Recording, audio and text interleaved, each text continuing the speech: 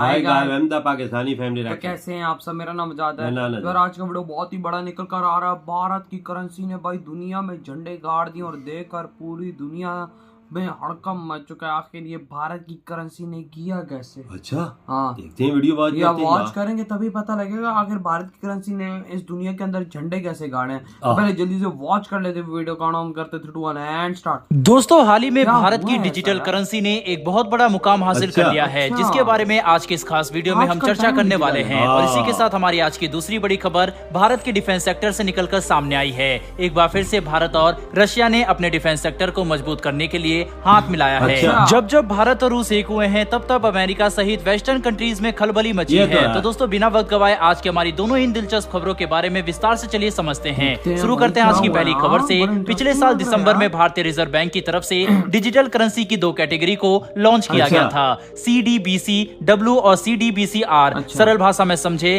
तो wholesale currency और retail currency के रूप में 2 तरह की डिजिटल करेंसी को RBI ने ऑनलाइन पेमेंट के लिए लॉन्च किया था। दोस्तों, अपनी इसी सुविधा की पॉपुलैरिटी को देखते हुए RBI ने इसे और आगे बढ़ाने के बारे में सोचा है। इसका फास्ट फेज 5 शहरों के 8 बैंकों तक सीमित रखा गया था, लेकिन कुछ ही महीनों के अंदर इसकी पॉपुलैरिटी इतनी ज्यादा बढ़ गई है कि इसे अब 9 और शहरों के 5 बैंकों में लॉन्च किया जाने वाला है। जिन बैंकों में ये सुविधा आने वाले वक्त में उपलब्ध होगी उनका नाम है Punjab national bank, Canara bank, federal bank और इंडस बैंक। वहीं पर जिन शहरों में ये सुविधा शुरू होने वाली है उनका नाम है मुंबई, नई दिल्ली, बेंगलुरु, भुवनेश्वर और उसके बाद अहमदाबाद, गैंगटॉक, गुवाहाटी, हैदराबाद, इंदौर, कोच्चि, लखनऊ, पटना और शिमला तक इसे एक्सटेंड किया जाएगा। फिजिकल करेंसी डिजिटल करेंसी का ही इलेक्ट्रॉनिक फॉर्म है। ये पूरी तरीके से सिक्योर और इजी टू यूज होती है। डिजिटल करेंसी के इस तरह से एक्सटेंड होने के कई सारे फायदे हैं। सबसे पहला तो ये हमारी डिजिटल इकोनॉमी को काफी ज्यादा मजबूत करेगा। दूसरा, आपको जेब में कैश लेकर चलने की बिल्कुल भी जरूरत नहीं होगी, यानी कि चोरी का खतरा कम हो जाएगा।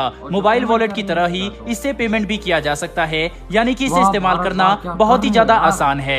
डिजिटल मनी को आसानी से किसी और फॉर्म में जैसे कि बैंक करेंसी या कैश के फॉर्म में कन्वर्ट किया जा सकता है। इस डिजिटल करेंसी के जरिए विदेशों में पैसा भेजने की लागत में भी काफी कमी आएगी। साथ ही साथ हमारा ₹रुपए की वैल्यू भी मौजूदा करेंसी के बराबर हो जाएगी। दोस्तों, भारत का UPI ऑलरेडी दुनिया के कई सारे देशों में अपनी जगह बना चुका है। इसके अलावा भारत रुपए में पेमेंट भी करने के लिए कई देशों के साथ बातचीत कर रहा है, जिसमें 18 से ज्यादा देशों के साथ भारत वोस्ट्रो अकाउंट खोल चुका है। वहीं पर अब डिजिटल करेंसी जिस तरह से पॉपुलर होता जा रहा है, आने वाले समय में UPI की तरह ही डिजिटल करेंसी भी काफी सारे देशों में इस्तेमाल की जाएगी। और इस क्षेत्र में भारत का इस समय एक तरफा राज है, जो कि हर भारतीय के लिए काफी गर्व की बात है। बहरहाल दोस्तों, इसी के साथ बढ़ते हैं हमारी दूसरी खबर की तरफ, जो कि डिफेंस सेक्टर से निकलकर सामने आई है। हाल ही में एक रिपोर्ट आई है जो बताती है कि इंडिया और रशिया की कंपनी एक साथ मिलकर डिफेंस के एयरक्राफ्ट को डेवलप करने वाली है।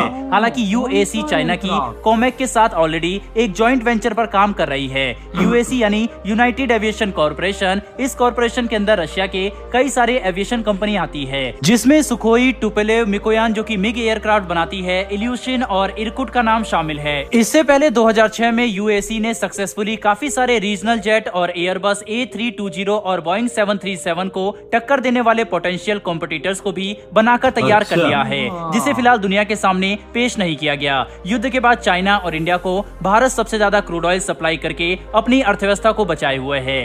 ऐसे में भारत के साथ जहां उसका बिजनेस बढ़ता जा रहा है, तो वहीं चीन के साथ उसके संबंध और भी ज्यादा गहरे हो रहे हैं। हाल ही में एक बहुत बड़ा प्रोजेक्ट, जैसा कि हमने आपको बताया कि एयरलाइनर का प्रोजेक्ट उसका चल रहा है, जिसे अभी फिलहाल ऑफिशियली अनाउंस नहीं किया गया है। तो ऐसे में अगर एक और प्रोजेक्ट अंडर वे है, तो आखिर क्यों एक और नया प्रोजेक्ट रशिया भारत के साथ शुरू करना चाहता है? तो इसका जवाब है जियोपॉलिटिक्स। जी हाँ, आपको बता दें कि जब से रूस ने यूक्रेन के साथ युद्ध शुरू किया, तब से अमेरिका, जो ऑलरेडी चाइना का एक बहुत बड़ा दुश्मन है, वह हर तरीके से रशिया की इकोनॉमी को गिराने में भी लगा हुआ है। स्विफ्ट पेमेंट मेथड से बाहर कर देना, रूस के साथ सारे ट्रेड रिलेशन खत्म करना और साथ ही साथ ज्यादा से ज्यादा सैंक्शन रूस के ऊपर थोप देने की वजह से रूस का काफी बड़ा नुकसान हुआ और उसकी अर्थव्यवस्था पर सीधा हमला हुआ था। इतना ही नहीं दोस्तों, रशिया के डिफेंस सेक्टर पर भी इसका काफी असर पड़ा था। रशिया के डिफेंस इक्विपमेंट को तैयार करने के लिए कई सारे कंपोनेंट्स को वेस्टर्न कंट्रीज से इंपोर्ट किया जा रहा था। जैसे ही वेस्टर्न नेशन ने रूस के साथ अपने सारे ट्रेड रिलेशन खत्म किए तो रूस का डिफेंस मैन्युफैक्चरिंग सेक्टर तेजी से बर्बाद हो गया।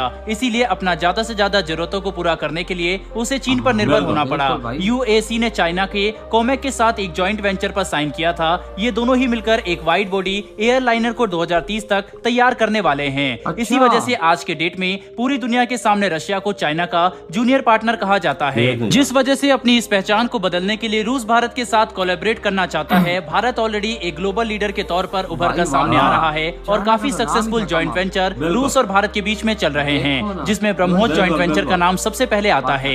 इसी के चलते रूस एक बार फिर से भारत की कंपनियों के साथ मिलकर आधुनिक एयरक्राफ्ट बनाना चाहता है। ऐसे में दोस्तों रूस के साथ मिलकर क्या भारत को एयरक्राफ्ट के लिए जॉइंट वेंचर के तहत काम करना चाहिए या नहीं? अपनी राय कमेंट बॉक्स में लिखकर जरूर बताइएगा। साथ ही हमारी आने वाली डेली इधर हुई ये वीडियो खत्म। यार दोनों के पास बहुत बड़ी टेक्नोलॉजी है, तो भाई डेफिनेटली आना चाहिए। और भारत के डिजिटल पेमेंट देखो क्या झंडे गाड़ी है यार इस दुनिया के अंदर। देखो ना यार, आप लोग सबसे पहले बताना आप लोगों में से कौन कौन ये डिजिटल पेमेंट यूज देखो 8 बैंकों तक महदूद था, 5 बैंक और बढ़ा दिए। और बढ़ा दिए, पंजाब बैंक ये वो सारा है। जबरदस्त काम किया यार बाबा। देखो किस तरह तेजी से भाई ये यूपीआई सिस्टम बढ़ता जा रहा है, डिजिटल पेमेंट भाई।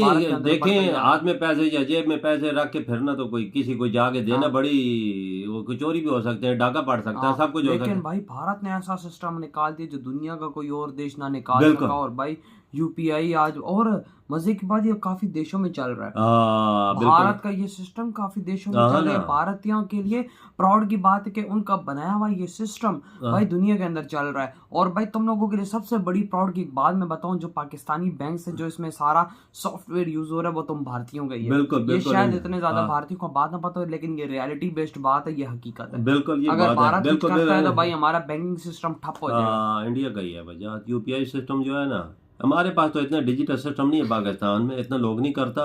पर इंडिया में डिजिटल सिस्टम बहुत ज्यादा है। यूपीआई किस तरह और वो देखो ना तेजी से जा रहा है। डिफरेंट देशों के साथ ट्रेड का सिस्टम है, ये बहुत जबरदस्त सिस्टम है। वो अकाउंट भी बना दिए इनके साथ। ये आप किसी को पैसे देने दस्ती मोबाइल से भेजने उसे। ये देखो ना भारतीय कहाँ जा रहे हैं। एक मोबाइल है उससे आप दुनिया की हर चीज कर सकते हैं। बिल्कुल, आज भारतीय जापान को पीछे छोड़। बिल्कुल ये बात तो है, तरक्की याफ्ता मुल्कों में ये चीज है। बिल्कुल। और भाई साहब जिस तरह वो जॉइंट वेंचर की बात है एयरक्राफ्ट बनाने की, तो यार ये बहुत बड़ी बात है। रशिया के साथ मिलके बनाना चाहिए, करना चाहिए। देखो यार, देखो दोनों के पास एक से बढ़ के एक टेक्नोलॉजी।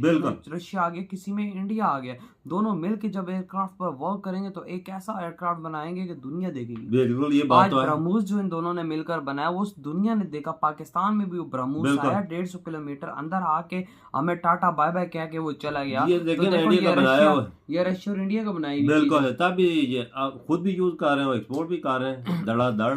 कितनी फिलिपीन भी ले चुका है। ये बात अगर भारत और रशिया मिलकर एयरक्राफ्ट बनाते हैं, जहाज बनाते हैं, फाइटर जेट बनाते हैं, तो खुद सोचो ये दुनिया कैसे थर थर कांपेगी। बिल्कुल ये तो बात है। चाइना ही कांपेगा, चाइना तो बीच से निकल ही जाए। वही ना, रशिया भी कहता बहुत हो गया चाइना, हम भी चाइना से निकलना चाहते हैं। यार मुश्किल टाइम पे किसी ने सहारा दिया है? इंडिया ने। चाइना ने तो नहीं। क्रूड ऑयल सबसे ज्यादा कौन ले रहा है? भारत ही ले रहा है। भारत ने कितने मुल्कों ने उसे मना भी किया आप ना खरीदें, पर इंडियन बोला नहीं लूंगा मैं। और आज अगर भारत रशिया को सहारा नहीं देता तो आज रशिया बर्बाद हो जाता है। आज रशिया शायद ही ना होता, क्योंकि जब इन पे सब कुछ इनका बंद हो गया, इनकी इकोनॉमी को सहारा देने वाला भारत है। क्योंकि जो तेल वो बाहर देता था, आज वही तेल, उतना ही तेल भारत में से बिल्कुल अकेला ले रहा है और साफ करके एक्सपोर्ट भी कर रहा है यूरोप को। बिल्कुल। तो यार आप लोग बताएं आप क्या कहते हैं। इधर ही बड़ा खत्म करते हैं। तो बाय।